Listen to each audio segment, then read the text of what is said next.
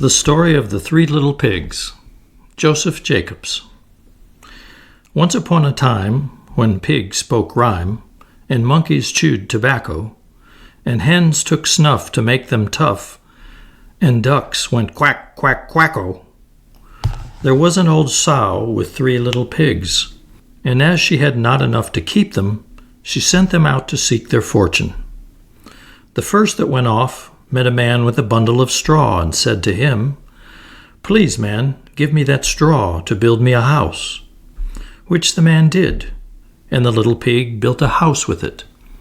Presently came along a wolf and knocked at the door and said, little pig, let me come in." To which the pig answered, "No, not by the hair of my chinny chin chin." The wolf then answered to that, "Then I'll huff and I'll puff and I'll blow your house in." So he huffed and he puffed and he blew his house in and he ate up the little pig. The second little pig met a man with a bundle of furs and said, "Please, man, give me that furs to build a house."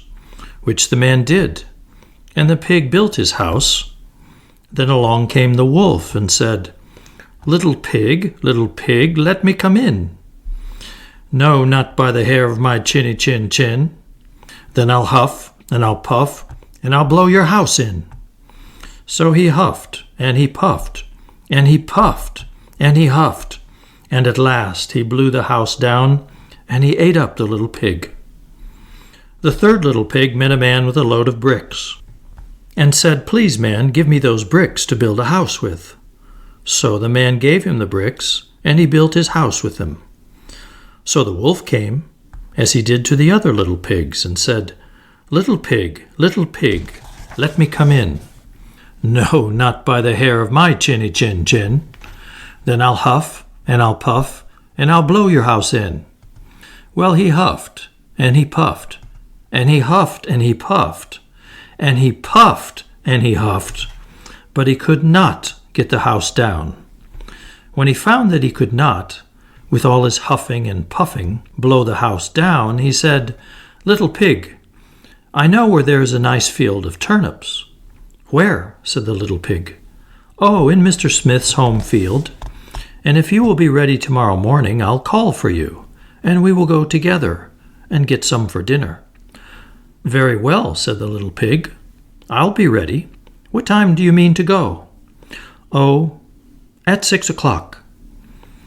Well, the little pig got up at 5 and got the turnips before the wolf came, which he did about 6, who said, "Little pig, are you ready?" The little pig said, "Ready? I've been and come back again and got a nice potful for dinner." The wolf felt very angry at this, but thought that he would be up to the little pig somehow or other. So he said, "Little pig, I know where there's a nice apple tree." "Where?" said the pig. "Down at Merry Garden," replied the wolf. "And if you will not deceive me, I will come for you at 5 o'clock tomorrow and get some apples." Well, the little pig bustled up the next morning at 4 o'clock and went off for the apples, hoping to get back before the wolf came. But he had farther to go, and he had to climb the tree, so that just as he was coming down from it, he saw the wolf coming, which, as you may suppose, frightened him very much. When the wolf came up, he said, "Little pig, what? Are you here before me? Are they nice apples?" "Yes, very," said the little pig. "I'll throw you down one." And he threw it so far that while the wolf was gone to pick it up, the little pig jumped down and ran home. The next day the wolf came again and said to the little pig, "Little pig, there's a fair at Shanklin this afternoon. Will you go?" "Oh, yes," said the pig.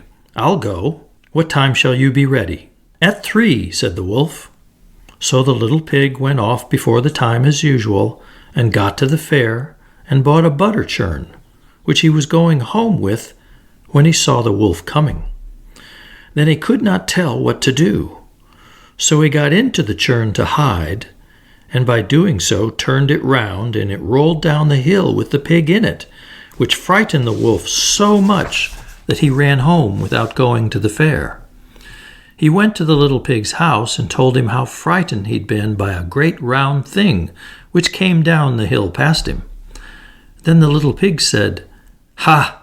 I frightened you then.